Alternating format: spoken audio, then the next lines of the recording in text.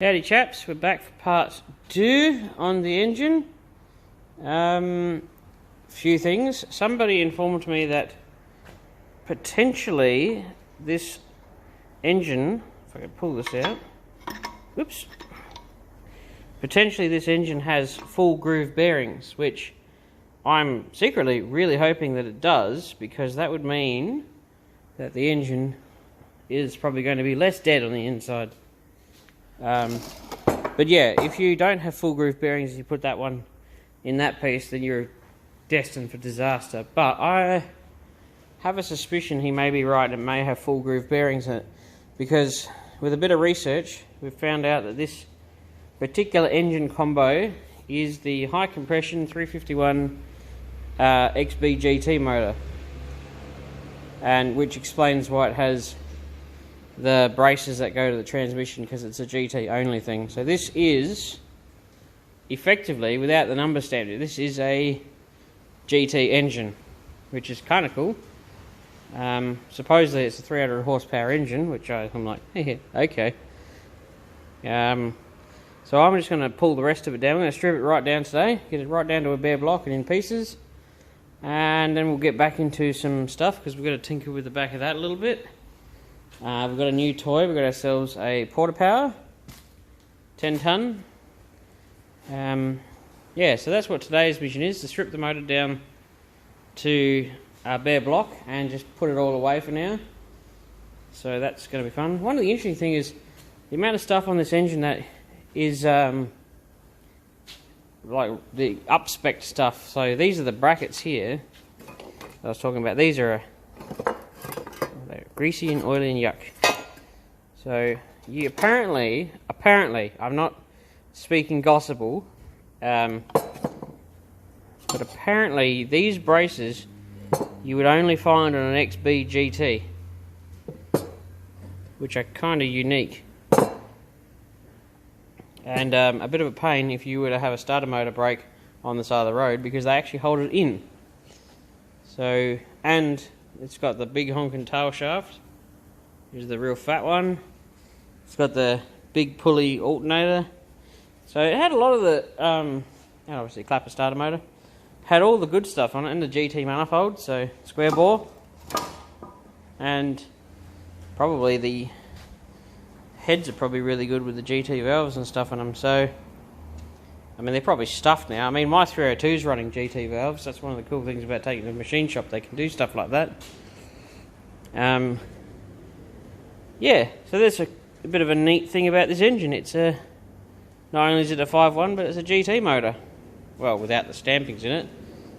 So I'll be, and it looks like it's fairly unmolested.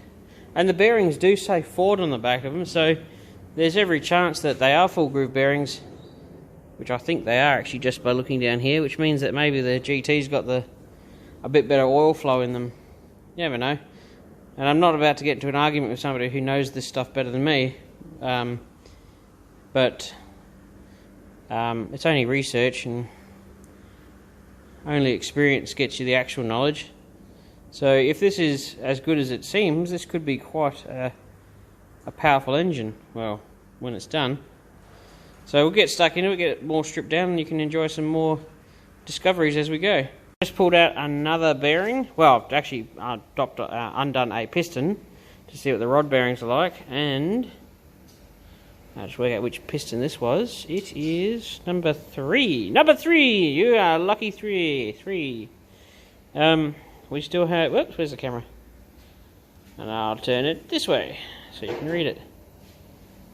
Original bearings, eh? Nobody's been in here before. Well, no. Well, the bearings say 1973, so maybe somebody's been there and put factory ones in. I'll clean it a bit.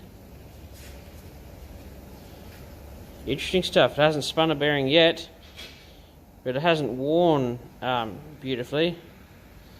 It's definitely had crap go through it. But it is a good sign seeing that nobody's, I mean, somebody's been in this motor, but I don't think they've done anything in the rotating assembly region. And I was just looking, and it does look like, judging by that little groove there, looks like it will have full groove bearings, which I didn't know it was a thing until pulling this engine apart. So which is kind of cool. I wish I'd put them in my other engine. Oh well, I know now. Maybe they're more expensive or something.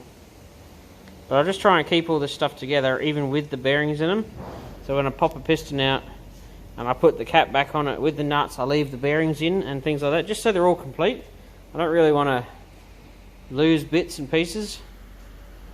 But it's interesting. So far we've got original main bearings and rod bearings so far. Well, saying that, I had an engine built by a chap who worked for a South Australian company who I am not saying, because they've been around for a while, and he built me an engine using second-hand parts but claimed it to be original, claimed it to be new, and that one had different sized bearings in every single one of the main bearing grooves, which annoyed the living snot out of me because it needed to have another crank put in it.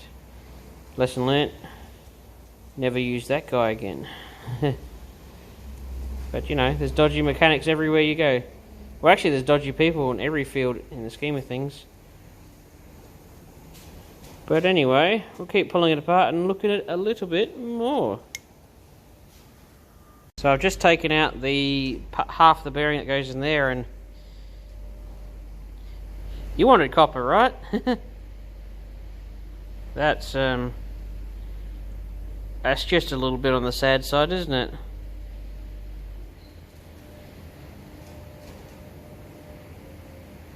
It's definitely got some junk in it at some point in time.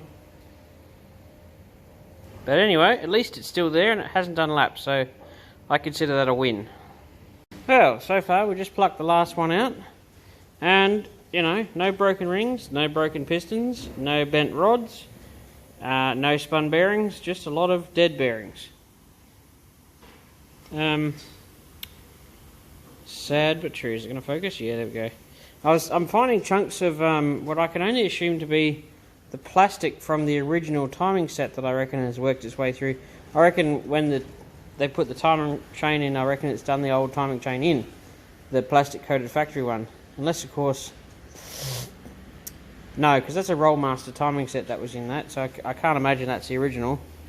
I would have thought these would have still had the plastic gear on them, but I could be wrong. I haven't really opened up an original unmolested GT engine before to know what the timing chain looked like, but it looked like the plastic from the original gears, which is entirely possible, but it may not be. There's just little chunks of like gook everywhere in it. It obviously was neglected a little bit, but so far the ring ridge isn't even anywhere near what mine one was on the other 302. God, that had some... You almost couldn't get the pistons out of the 302 of mine, it was that bad. This one, they seem to plop out quite nicely.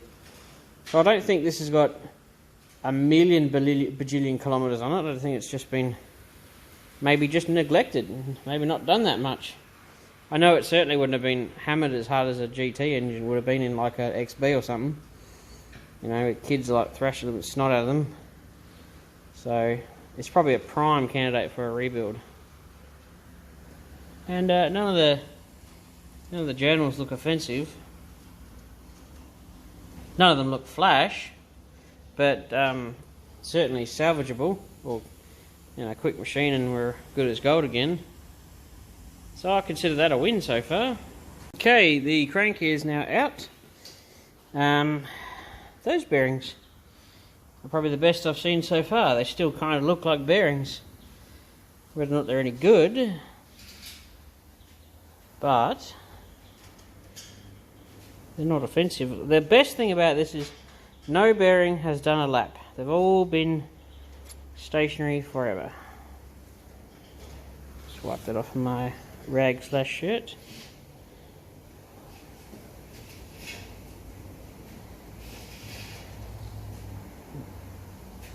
It's funny, this is 77 on it. Oh well. Maybe these have been done at some point. I don't know. I don't know the numbers that well. But they're not happy, but I've seen worse. Ah, there we go. This is the chunks of garbage I was talking about.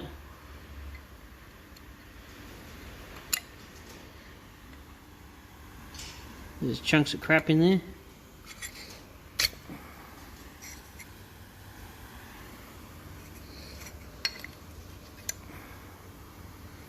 That one's better. But this one definitely had, I don't know, you can see it, I poked him in a little bit accidentally, but that one is blocked full of crap.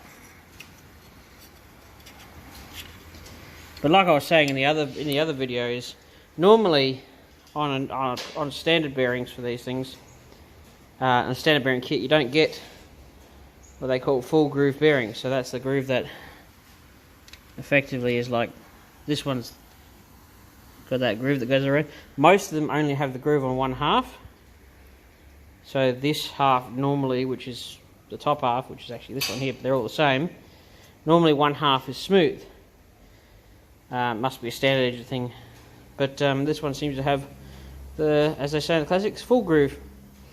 So we'll have to make sure we put a full groove set back in, because that's what it had. Still to get that distributor out stuck in there at the moment. That'll probably be the next port of call. There's the camshaft. Hello, boys. Got to get him out. I'll get the distributor out. The distributor is stuck. Locked in pretty good. So I'll rotate the motor back the other way. I'll throw the caps back on. Brush the dirt off. Just so they stay in their place. There's no need for them to come. When it goes to the engine shop, I prefer to leave them in their location. At least the crank's out now. The lock should weigh significantly less. So, yeah, I'm going to keep on keeping on. Alrighty, kids. Pulling the lifters out. I believe they're hydraulic. Somebody asked if they were solid. I thought they were for a second, and I realised, no, they're not. Because this one has, well, this one was in pieces when I went to pull it out. The little clip in it is gone. Don't know where the clip's gone, but it was in pieces. So one lifter's let go. And there is a spring in it, so that's why I think it's hydraulic. But, you know, I'm still no magician. But, yeah, one lifter's absolutely dead. So I'm just getting them out. And usually you can work them up and down to get the tarnish off the bottom of them.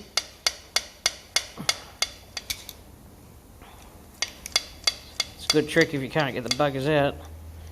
You can do that, or you can knock them back down. I'll use my wooden hammer to push it back down for a second, just so I can get another run at it.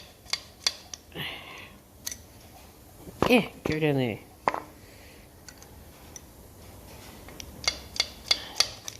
Yep, and there we go. Plop. So they get a chunk of tarnish on the bottom.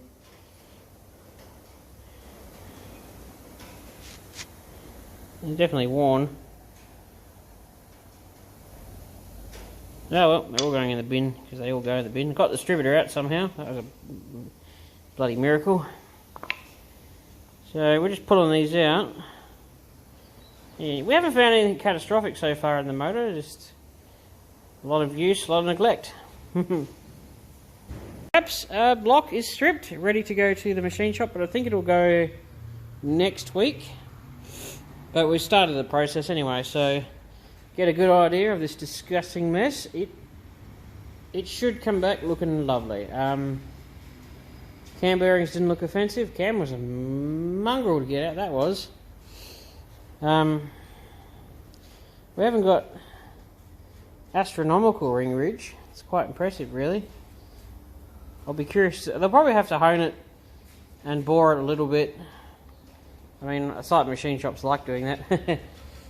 But we just want it done right, so it'll probably get new pistons, new rings, bearings, obviously. Crank will probably get ground, 10 thou, I'd say. Cam bearings, the block will be dipped. Basically, same exact stuff that happened to the last one will happen to this one. But at least this one, I know this was running because I've actually seen it running. It wasn't running very well. It was always running a little sad. It used to smoke like crazy. I don't know if that was the carburetor or anything, but it used to smoke really bad all the time. But yeah, it's time for a freshen up. It is. Wow, some of these water galleries are actually blocked. I think that's a water gallery. Well, that one is. That one is. Yeah, maybe it'll certainly benefit from a trip through an acid bath and some loving.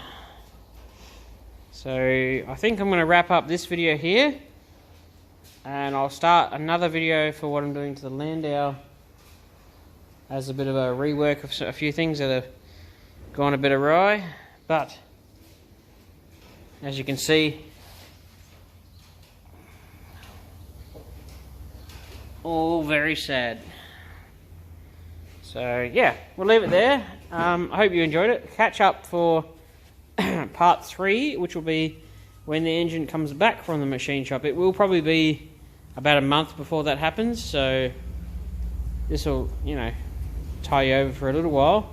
But of course, I'm regular in putting up videos, so you probably won't go too far without some form of content from me. Also noticed I seem to be the only person who seems to regularly put up videos, because I watch a lot of YouTube, and like a lot, and I follow a lot of people, and a lot of people are going at least a week or a week and a half, sometimes even 2 weeks without putting up content. It drives me nuts. I'm like, you can't leave me like this. I need to know what happened. But yeah, so and a huge shout out to Peter Anderson, who's been name dropping me like a mofo on his channel. I'm pretty stoked with that. Hoping I'm picking up some of his followers. I can't do this to the extreme that he can, but his videos have been a very handy guide to me doing engine stuff, so go check out his stuff if you'd want to know all of the ins and outs and milk his brain for every ounce of knowledge that it's got, because he's a very clever man. Sucks he's in Melbourne though, that's a bit of a bummer. Because they're in lockdown, he's struggling for content. If only he was in South Australia. Because I don't like talking about COVID, but you really wouldn't think it was a thing here. Like, it's like everything's back to normal here. Except the only thing that bugs me is swap meets, because I really love them, and there's going to be probably none for this year, so that's very upsetting. But if anybody of you watching this have any EJ Holden parts, please let me know. I'm desperate for anything related. I'll probably take anything you can give me. So cheers for watching, and don't forget to like, share and subscribe. Please subscribe. There are so many of you who are not subscribed. It does help. It really helps the channel grow. So just hit that subscribe button and you'll make me a very happy man. Cheers.